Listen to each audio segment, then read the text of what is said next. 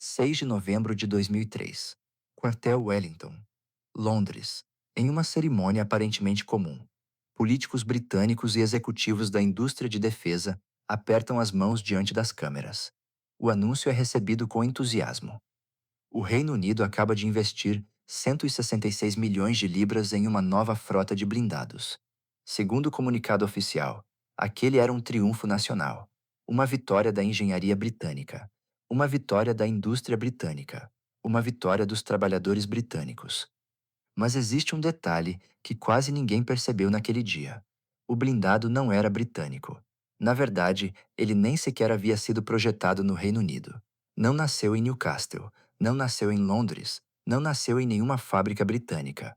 Ele nasceu a mais de 1.500 quilômetros dali, no norte da Itália. E isso levanta uma pergunta interessante. Como um veículo italiano conseguiu ser vendido ao público como uma conquista da engenharia britânica? A resposta é ainda mais surpreendente, porque essa história não termina com uma compra polêmica. Ela termina com o próprio governo britânico tentando se livrar de quase toda a frota anos depois e fracassando.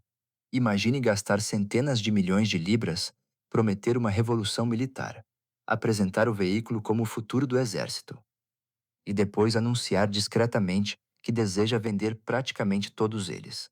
Parece impossível, mas foi exatamente isso que aconteceu. E o mais humilhante: ninguém apareceu para comprar. O blindado que deveria representar o futuro tornou-se um problema que ninguém queria assumir. Mas antes de chegarmos a esse final constrangedor, precisamos voltar alguns anos, porque essa história começou muito antes da assinatura daquele contrato. No final dos anos 1990, o exército britânico enfrentava uma crise silenciosa. Uma crise que poucas pessoas fora do meio militar percebiam. Durante décadas, os britânicos haviam confiado em veículos que nasceram em outra época. Land Rovers adaptados, blindados FV432, veículos de reconhecimento CVRT, máquinas que haviam servido fielmente durante anos. Mas o mundo estava mudando, e rapidamente. A Guerra Fria havia acabado. Os conflitos modernos estavam se transformando. As missões de paz nos Balcãs mostravam uma realidade preocupante. Minas terrestres, emboscadas, ataques surpresa, explosivos improvisados. Um tipo de guerra completamente diferente daquela para a qual muitos veículos haviam sido projetados. Os comandantes britânicos começaram a perceber algo alarmante. Se uma nova guerra surgisse, muitos dos seus veículos simplesmente não ofereceriam proteção suficiente. Era preciso encontrar um substituto. E rápido. Assim nasceu um programa chamado Future Command and Liaison Vehicle. O objetivo parecia simples: criar um blindado moderno, protegido, ágil, capaz de transportar comandantes e equipes de reconhecimento pelos campos de batalha do século XXI. Diversas empresas entraram na disputa. Projetos britânicos, projetos sul-africanos, projetos especializados em proteção contra minas. Tudo parecia seguir normalmente, até que um participante inesperado apareceu. Um concorrente que nem deveria estar ali. Um veículo que não fazia parte da lista inicial. Um veículo que, segundo alguns críticos, entrou na competição pela porta dos fundos. Seu nome era Lince, ou Lynx, um projeto italiano desenvolvido pela Iveco. E aqui surge uma curiosidade impressionante. Se você perguntasse aos soldados italianos o que achavam do Lince, muitos responderiam que era um dos melhores blindados leves de sua geração. O veículo acabaria sendo adotado por diversos países: Bélgica, Noruega, Espanha, Áustria, Croácia e até mesmo a Rússia produziu uma versão licenciada. Mais de 4.000 unidades seriam fabricadas ao redor do mundo. Ou seja, o problema nunca foi o veículo, o problema foi a forma como ele foi comprado. E é aqui que a história começa a ficar realmente estranha. Porque enquanto os italianos compravam uma versão fortemente blindada, preparada para sobreviver aos perigos das guerras modernas, os britânicos escolheram algo diferente, muito diferente. Para reduzir custos, decidiram encomendar uma versão menos protegida, uma versão mais barata, uma versão simplificada.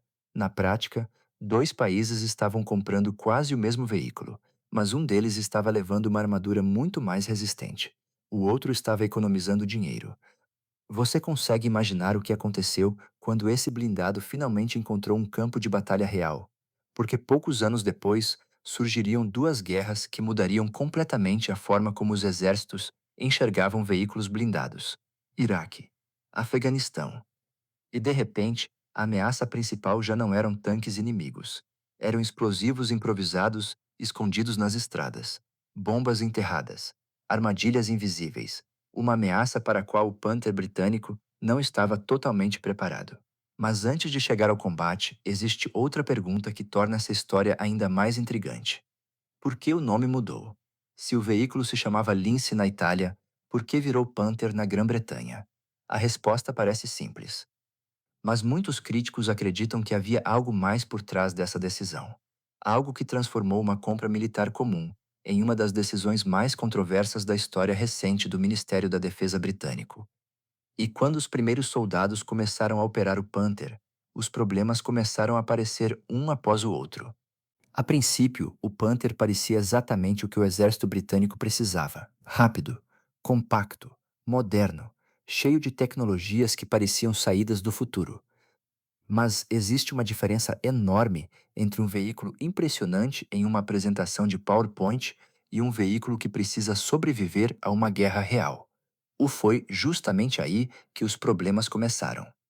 Porque enquanto os políticos celebravam a compra, os engenheiros italianos observavam algo curioso. Os britânicos estavam comprando o mesmo veículo, mas não estavam comprando a mesma proteção. Parece estranho? Imagine duas pessoas comprando exatamente o mesmo carro. Uma escolhe todos os itens de segurança disponíveis. A outra decide economizar e leva a versão básica. Por fora, eles parecem iguais. Mas quando acontece um acidente, a diferença aparece. Foi exatamente isso que aconteceu com o Panther. O projeto original da Iveco era extremamente avançado para sua época. No centro do veículo existia uma cápsula blindada conhecida pelos engenheiros como Citadel. A Cidadela era literalmente uma fortaleza dentro do blindado. Toda a estrutura havia sido construída para manter a tripulação viva mesmo quando o restante do veículo fosse destruído. A frente podia deformar, a traseira podia ser arrancada, partes externas podiam voar pelos ares, mas os ocupantes deveriam sobreviver. Era um conceito extremamente moderno, principalmente no início dos anos 2000. O casco possuía formato em V, uma característica que começava a se tornar essencial para enfrentar minas terrestres. Os assentos eram suspensos. Os tanques de combustível recebiam proteção especial. Até os freios haviam sido reposicionados para melhorar a mobilidade. Os italianos acreditavam ter criado um dos veículos leves mais avançados da Europa. E talvez tivessem razão. Então, por que a história deu tão errado? A resposta está escondida em uma decisão aparentemente pequena. Uma decisão burocrática. Uma linha dentro de uma especificação técnica. Uma economia feita no papel. Que anos depois custaria milhões. Enquanto a Itália comprava seus Lince com proteção de nível 3, os britânicos optaram pelo nível 1. Pode parecer apenas um número, mas a diferença era gigantesca. O nível 3 havia sido pensado para enfrentar ameaças muito mais perigosas. Já o nível 1 oferecia apenas a proteção básica. Era suficiente contra estilhaços, contra armas leves, contra algumas ameaças convencionais. Mas o mundo estava mudando. E muito rápido. Sem que Londres percebesse, uma nova ameaça estava surgindo. Uma ameaça que redefiniria completamente a guerra moderna. Os IEDs, explosivos improvisados, bombas escondidas em estradas, em carros abandonados, em pilhas de lixo, em qualquer lugar. No Iraque e no Afeganistão, esses dispositivos começavam a destruir veículos militares de todos os tipos. Tanques, blindados, caminhões, nada parecia completamente seguro. E justamente quando essa ameaça crescia, o Reino Unido recebia um blindado que havia sido comprado com um padrão de proteção inferior ao disponível. O problema era tão sério que muitos soldados começaram a questionar se a compra havia sido realmente pensada para uma guerra moderna. Mas as surpresas não acabavam aí, porque havia outro detalhe quase inacreditável. O Panther havia sido projetado para transportar 4 militares. Essa era uma de suas principais características. Pequeno por fora, espaçoso por dentro, pelo menos em teoria. Então os britânicos instalaram seu novo sistema de comunicação digital, o famoso sistema Bowman, um conjunto de rádios considerado revolucionário para a época, capaz de conectar tropas, comandantes e unidades em tempo real, parecia uma excelente ideia. Até descobrirem que os equipamentos ocupavam tanto espaço que praticamente eliminavam um dos assentos. O veículo para 4 pessoas virou um veículo para 3. E mesmo 3 homens equipados já ficavam apertados. Imagine a cena. Você compra um blindado para comandantes, instala um sistema de comunicação e descobre que o sistema ocupa o lugar de um soldado. Era exatamente o tipo de situação que deixava militares furiosos, porque ninguém havia comprado o Panther para ser menor. Mas foi exatamente isso que aconteceu. E quanto mais detalhes surgiam, mais críticas apareciam. Alguns jornalistas começaram a investigar a origem do projeto. Outros analisaram documentos do Ministério da Defesa. Foi então que surgiu outra polêmica. Muitos críticos afirmavam que o governo estava tentando esconder o verdadeiro nascimento do veículo. Oficialmente, ele era apresentado como Panther, um nome britânico, um nome agressivo, um nome que seguia a tradição militar do Reino Unido. Mas por trás do novo nome continuava existindo um Iveco Lince italiano. Alguns observadores chegaram a sugerir que a mudança ajudava a tornar a compra mais aceitável politicamente, porque era mais fácil vender ao público um Panther britânico do que um Lince italiano. Se isso era verdade ou não, continua sendo motivo de debate. Mas uma coisa é certa: a polêmica nunca desapareceu, e ela ficaria ainda maior quando o veículo finalmente encontrasse a guerra. Porque até aquele momento todos os problemas eram apenas teóricos. Discussões, relatórios, críticas. Mas logo chegaria a hora da verdade. Afeganistão. O campo de testes que expôs as virtudes e os defeitos de dezenas de blindados modernos. E foi lá que o Panther descobriria se realmente era um predador ou apenas um gato disfarçado de pantera. Afeganistão. Se existia um lugar capaz de revelar a verdade sobre qualquer blindado moderno, era aquele. As estradas escondiam bombas, as pontes podiam explodir a qualquer momento. Cada patrulha podia se transformar em uma emboscada. Cada quilômetro percorrido podia ser o último, e foi justamente nesse ambiente que o Panther precisou provar seu valor. Curiosamente, ele nunca chegou a participar da Guerra do Iraque. Quando finalmente entrou em serviço, a maior parte das operações britânicas já estava diminuindo. Mas o motivo real era ainda mais constrangedor. Os comandantes não acreditavam que sua proteção original fosse adequada para o tipo de ameaça que dominava o conflito. Em outras palavras, o veículo comprado para representar o futuro do exército britânico não parecia pronto para a principal guerra do momento. A situação ficou tão estranha que alguns dos equipamentos comprados para o Panther acabaram sendo retirados e instalados em outros veículos enviados para combate. Sim, antes mesmo de provar seu valor em uma guerra, partes do Panther já estavam sendo usadas por outros blindados. Não era exatamente um sinal de confiança. Então veio o Afeganistão, e junto com ele uma nova despesa milionária. O Ministério da Defesa foi obrigado a lançar um programa emergencial de modernização. O objetivo era simples: transformar o Panther em algo que pudesse sobreviver às condições reais do campo de batalha. A atualização custou cerca de 20 milhões de libras, blindagem adicional, contramedidas eletrônicas, proteção contra bombas controladas remotamente, entradas de ar redesenhadas, equipamentos extras de sobrevivência.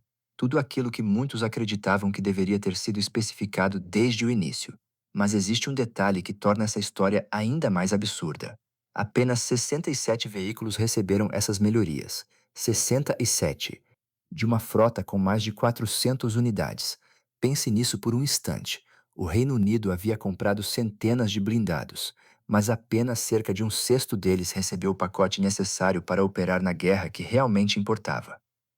O restante permaneceu em bases, centros de treinamento e funções administrativas. Foi nesse momento que muitos militares começaram a fazer uma pergunta desconfortável: se apenas uma pequena parte da frota era considerada adequada para combate, para que serviam todos os outros?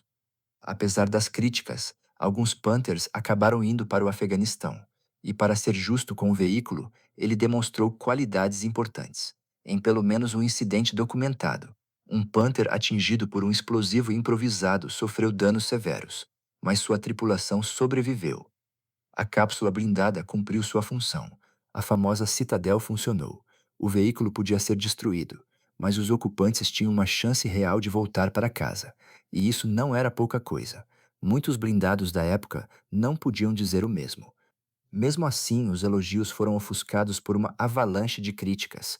Parlamentares questionavam os custos, soldados reclamavam do espaço interno, especialistas apontavam problemas de manutenção, e a comparação com outros projetos começava a ficar cada vez mais desfavorável.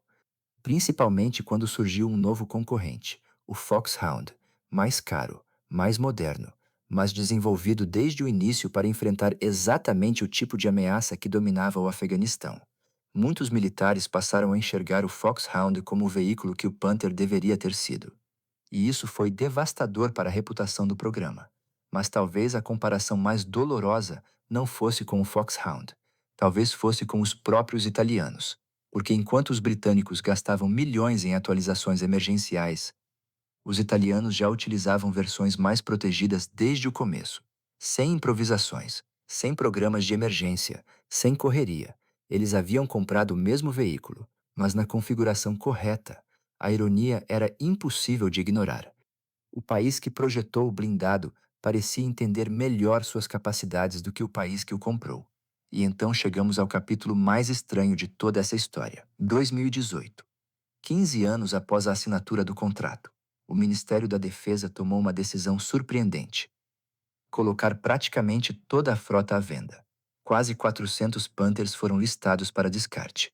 A mensagem era clara: o exército queria seguir em frente, encontrar substitutos, virar a página, encerrar uma das aquisições mais controversas de sua história recente.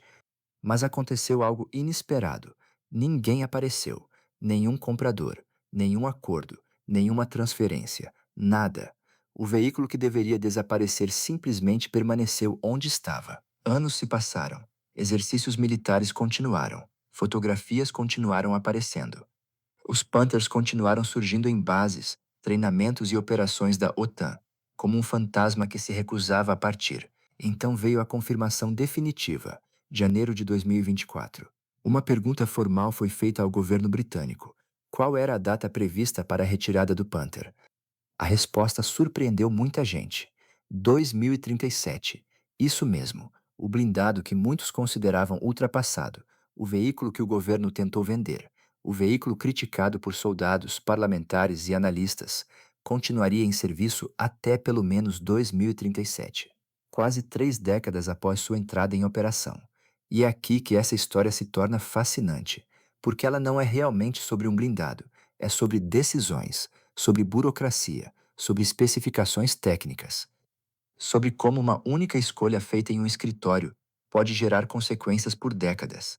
O Panther não era um veículo ruim. As milhares de unidades utilizadas por outros países provam isso. O problema foi outro. O Reino Unido comprou um excelente projeto, mas comprou a versão errada, no momento errado, para a guerra errada. E quando percebeu o erro, já era tarde demais. Centenas de milhões haviam sido gastos, contratos haviam sido assinados, veículos haviam sido entregues. A única opção restante era continuar utilizando aquilo que já estava pago. No início desta história, o governo apresentou o Panther como uma vitória da engenharia britânica, mas a verdade era bem diferente. O veículo era italiano, a engenharia era italiana, o projeto era italiano. O que era britânico eram as decisões que transformaram uma compra promissora em uma controvérsia que dura até hoje. Mais de 20 anos depois, o Panther continua onde sempre esteve, ainda carregando um nome britânico, ainda escondendo um coração italiano. E ainda lembrando que, às vezes, o maior problema de uma arma não é sua engenharia, é a forma como ela foi comprada. Se você gostou dessa história e quer ver mais casos de armas, blindados e projetos militares que pareciam revolucionários, mas acabaram envolvidos em polêmicas, desperdícios e decisões inacreditáveis, inscreva-se no canal, porque existem muitas histórias como essa. Projetos que custaram bilhões, veículos que prometeram mudar guerras, e decisões que ainda hoje deixam historiadores e militares se perguntando: como alguém achou que isso era uma boa ideia? Nos vemos no próximo vídeo.